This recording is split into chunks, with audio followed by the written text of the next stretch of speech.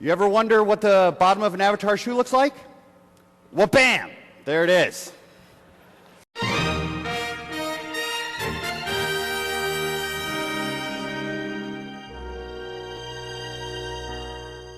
In 1995, the first Electronic Entertainment Expo, or E3, was held at the Los Angeles Convention Center. For 24 straight years after that, E3 was the place to show off the next innovations in games, from new entries and hit franchises to full-on new consoles. When E3 would roll around, it was an exciting and monumental time if you had even a casual interest in video games. In 2020, however, E3 was canceled due to the COVID-19 pandemic, and though there was a digital-only show in 2021, the following 2 years were also canceled. It's currently after E3 would have been in 2023, and with the possibility of the 2 next years of E3 also canceled, I think it's safe to say that E3 is probably officially totally dead. Perhaps something bearing the E3 name will rise up in the future, but for right now, it's gone with no signs of return, and I think that's a shame.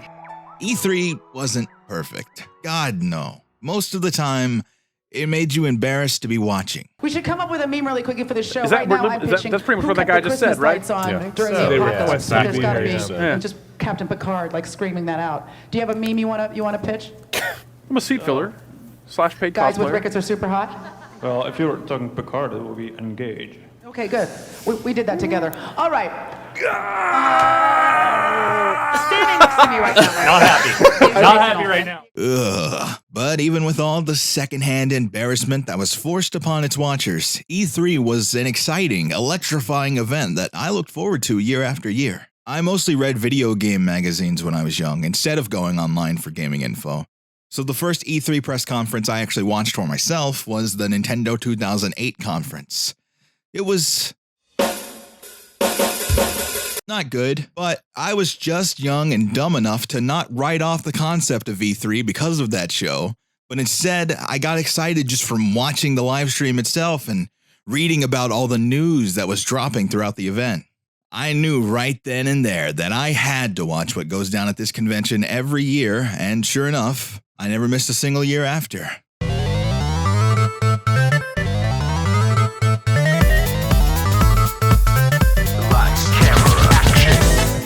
The following years, I began to watch every single press conference when it was live. It helped that E3 happened during summer vacation, so I didn't really have any responsibilities. All I had to do was just sit around and watch the all-you-could-eat buffet on news and announcements. As I became more interested in not just the games themselves, but the industry and figures in it at large, as well as became friends with people much more in tune to the medium, the excitement around E3 each year only grew. It stopped just being that place where they announced new video games. At that point, it was an event where I and a lot of my favorite people were just honed in on this single thing. We all wanted to know what was coming, and we all wanted to talk about it with each other. The moments leading up to E3 began to feel like the days leading up to Christmas. You had no idea what you were getting, but man, you were excited for it. Looking at message boards of people's hopes for each conference or the things that leaked out early became a tradition, and there was nothing quite like gathering around the screen and watching to see if maybe you'd see a new entry in your favorite series or a brand new IP that was going to blow you away. Sharing that feeling with dozens of other people that I knew, as well as the hundreds of thousands of people watching around the world and doing the same, it was really special. I've always been a Nintendo kid, so a good Nintendo conference was what I was always hoping for. Of course, it wasn't always what I got, but it was still fun to see what they were putting out next. Usually every year there was at least one announcement that I got really, really excited for. Even if the game I was excited for turned out to be a gigantic disappointment, seeing it in the moment, that's what mattered. The routine for E3 became a source of constant excitement for me.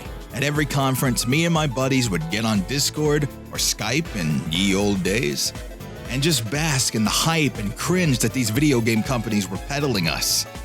Yeah, it was all just essentially one big commercial, but it felt like more than that. It felt like a bunch of people who loved an art form seeing what the near future of that art form would look like. And most importantly, it was fun.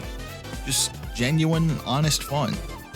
E3 wasn't just watching conferences, though. I mean, it mostly was for me because living in nowhere, Mississippi, and not working in the games industry, there was no way I'd actually get to visit the show.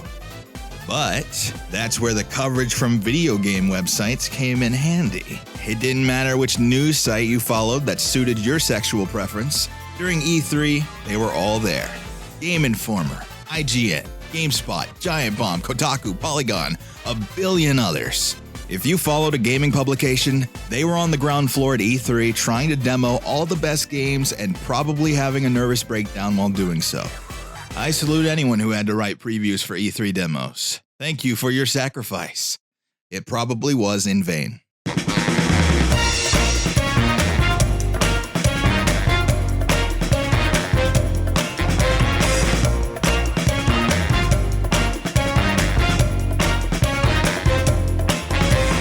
Giant Bomb's coverage, though, was always my favorite. In general, I enjoyed watching their reactions and reading their thoughts on the hands-on previews and behind-closed-doors trailers. But from 2015 on, Jeff Gerstmann raised the bar and started hosting E3 at Night, which was a wonderful segment that would take place near the end of each day at the show. He would have various industry figures on to discuss what they'd each seen in a sort of interview/podcast format. The thing that really stood out to me about these segments, though, were how casual and genuine they felt. It didn't feel like fluff hype pieces that some outlets try to push that are essentially just glorified ads for new games. These felt like real conversations with people that make and cover games. Also, people would be really drunk and sometimes do really stupid things. Hey, do you have your phone? Yeah, I do have my phone. Okay, good. Why? What are you doing? I think you already sent me a message. Here we go. I might have. Planning. Did you f***ing tweet my phone number? I thought it would be fun. That is the worst. Jake calls. Hello from New Brunswick. What do you got? You're on the live stream. Holler at your boy. But that only helped with the casual, laid-back feeling. It genuinely was a great way to wind down each night during E3, and it helped you get a little bit into the heads of the people that have been helping make the show possible. The part of E3 that is unanimously the greatest, though, are the bombshell reveals.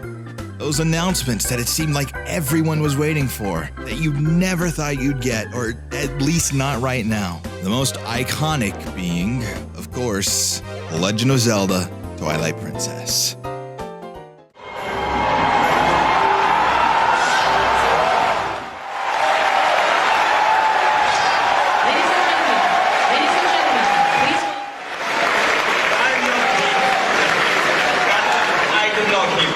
Legends say that this trailer caused grown men to weep.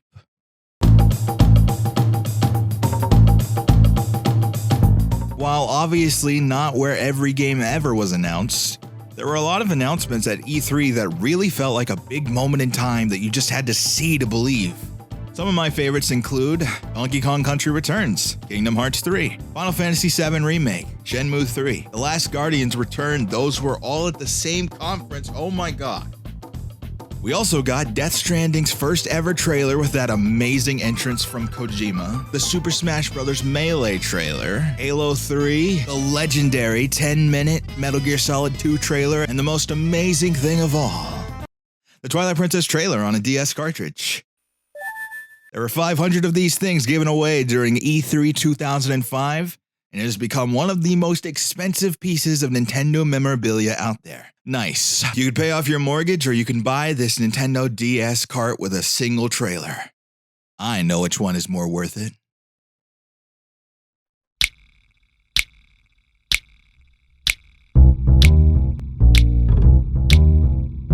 E3 wasn't all magic and hype, though. There were a lot of problems. Like a lot of problems. Every company has at least one E3 conference that was just downright awful. Nintendo had 2008, Sony had 2006, Xbox had 2013 and 2010, both were pretty bad. Konami had a 2010 conference that can only be described as The Room-esque.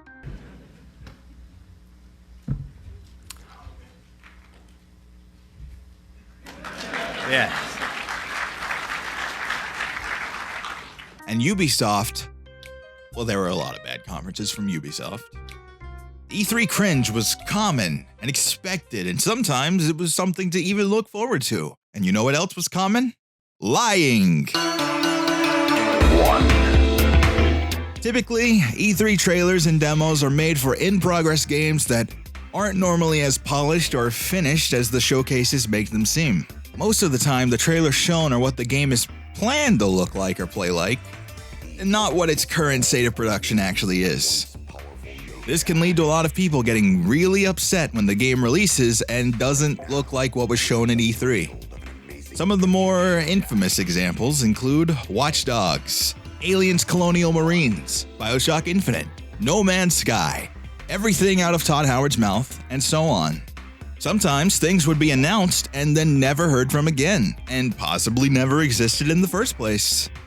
The most damning of all, though, were the CG trailers made to look like gameplay that ended up very much not being real gameplay. The biggest offenders being Project Milo, Halo 2, and the king of them all, Killzone 2. The devs all obviously wanted the finished products to look like what was shown, but for various reasons, they could not meet that. E3 was a place for marketing first and foremost, after all. Sometimes marketing is just telling lies you hope end up coming true, even when the odds are incredibly stacked against you. But with all that said, with all the lies and disappointment and embarrassment happening each year at the Electronic Entertainment Expo, they weren't enough to kill E3 alone. No, that was an inside job. That was done by a single video game company. Nintendo. What a twist! Well, kinda. What ultimately killed E3 was definitely COVID. Suddenly being packed inside a giant convention center with thousands of sweaty video game journalists in the middle of the California summer wasn't very appealing after the pandemic. But the writing for E3's death had been on the wall for a little bit, and one of the big factors started with Nintendo.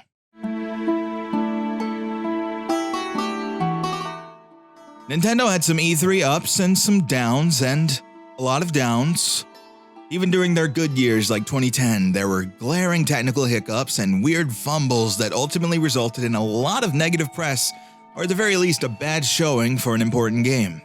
Nintendo is a company all about perfectionism and polish, so these moments were really sour for them, especially if you look at behind-the-scenes comments. Nintendo was not the type of company to let random happenstance ruin their games. They wanted full control. Direct control.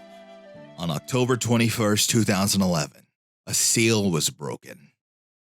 The apocalypse had begun. Nintendo Directs, a pretty substantial move into the digital age by a company most considered 10 years behind on trends.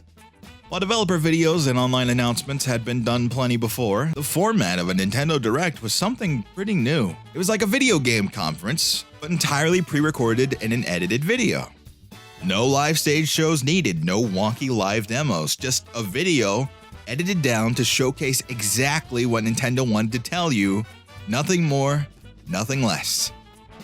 Give or take, some directs were better than others. They continued to do these directs every few months, showcasing new games or new looks at previously announced games. They still continued to do live shows at E3, but all of their other conferences throughout the year took on this digital form. That is, until 2013. Today, we'd like to deliver directly to you updates on games that we will be showing at E3 2013, which starts in Los Angeles in just a few hours. After two very, very bad live showcases of their new home console, the Wii U, Nintendo called it quits on E3. They were still at the show on the floor with a booth and demos, but they had no live conference that year. Instead, during their conference time slot, they premiered the first E3 Nintendo Direct. It was fine. But the most important thing is that it gave Nintendo complete control over what they were showing you. There was no risk of a game breaking or the show's pace being broken up with audience or presenter interruptions. This was clean, it was easy, it was simple, and most importantly, it was successful. The direct format was already pretty popular, and most people probably agreed it was best for Nintendo to stop doing live shows. The transition was pretty smooth for them, and it didn't really change much about how people actually watched the presentation. E3 viewers were used to just watching live streams anyways. A streamed video wasn't really that much different. And the journalists that had to cover these presentations were actually in favor of the Nintendo Direct, because it meant they didn't have to wake up early on a Sunday or Monday morning and go into a packed theater to see these games. They could just watch the video in their hotel rooms and run any articles they needed from there. It was also convenient for everyone involved with no real downsides. The press was still good and the message was clear from Nintendo, so they kept doing it. Every year that followed, they had a digital presentation in the form of a Nintendo Direct and never did another live show at E3. Everyone accepted that Nintendo Directs were the way Nintendo was showcasing their stuff at E3. And some people may have missed the live shows. There were no practical downsides whatsoever. The Nintendo Direct format was perfect for almost all scenarios where a conference was needed. Nintendo proved that you didn't have to be at E3 physically to have an E3 showcase. And other companies took note.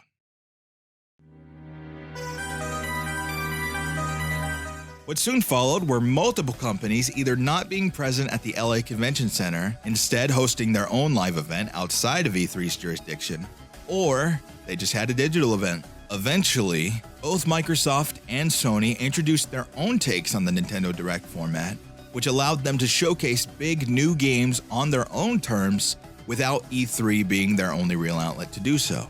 They still had their E3 conferences, but they were becoming just a little watered down, a little less special. Over the course of the next couple of years, companies began relying less on live shows to announce their games, and more so on controlled digital presentations. Game developers like Activision and EA began to host their own digital events to announce big games completely in their control.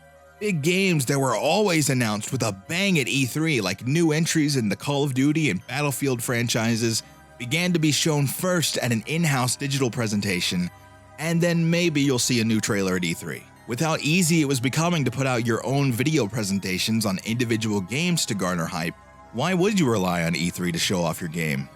You run the risk of your game not being shown well, or even if it was shown well, it may have been overshadowed by a dozen other huge announcements clamoring for the same spotlight. E3 stopped being the place to show your new games, and instead it was just a place to show your new games. From both developers and consumers, interest in E3 began to wane because it was slowly losing its necessity, and therefore it was losing its place in the zeitgeist. Some companies like Activision just stopped being at E3 altogether, and it barely affected them. They could still reliably show their games and make their games sell. Call of Duty didn't stop being the #1 game of nearly every year because it wasn't at E3. So as these companies began to pull out slowly, it seems like E3 is kind of losing steam. And then 2020 happens. Pandemic happens. E3 closed and canceled for public safety. The next year, E3 itself is just one big digital presentation, most of it pre-recorded. No more was 90% of the industry in a single space. They just showed their videos and then moved on. E3 2022 begins to approach, and multiple huge companies say they just aren't interested in rushing to have trailers and demos ready for the show, instead opting to show the games when they want to.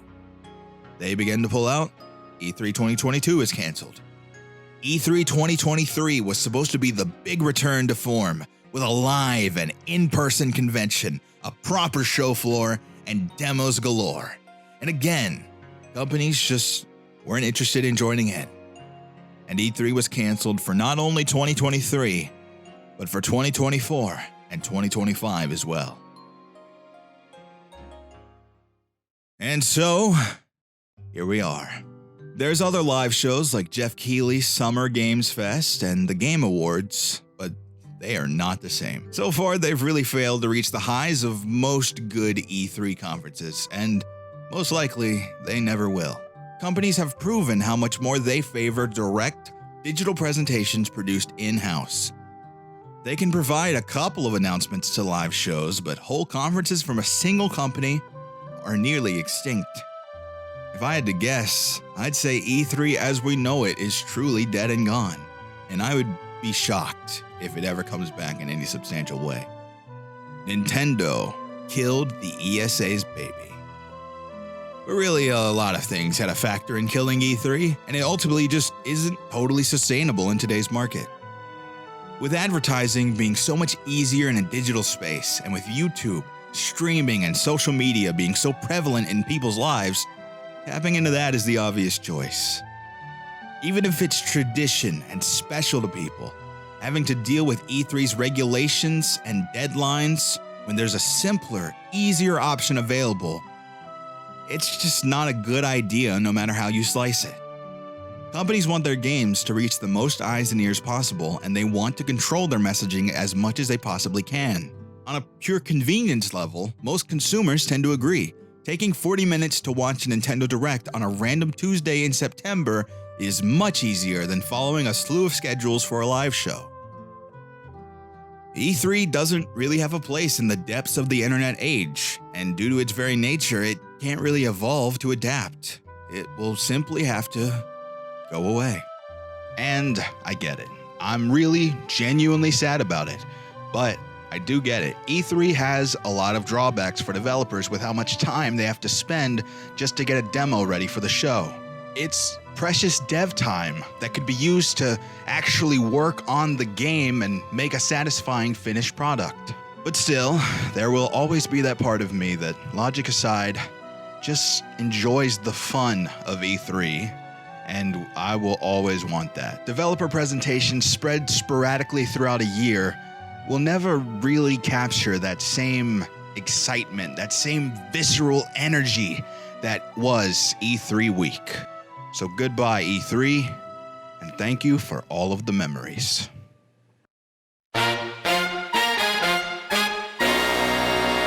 My name is Reggie. I'm about kicking ass, I'm about taking names, and we're about making games.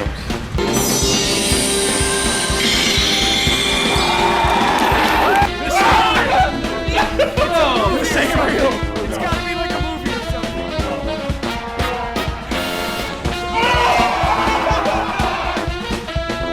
And now you say, you want a revolution? Well, we've got one.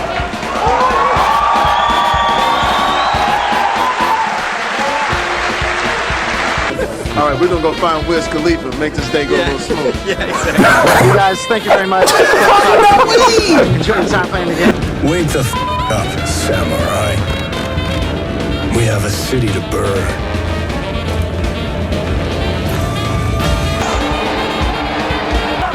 Good to see you. Thank you.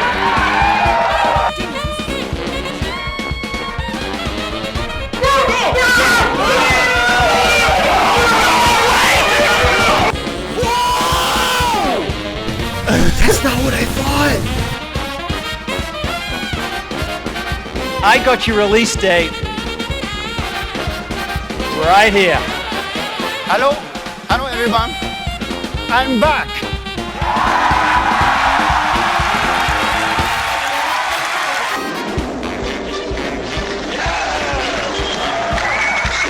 Oh my god! Thank! Oh my fucking god! Everyone! Say! Yes! Yeah! Everyone is here. Everyone's here. No!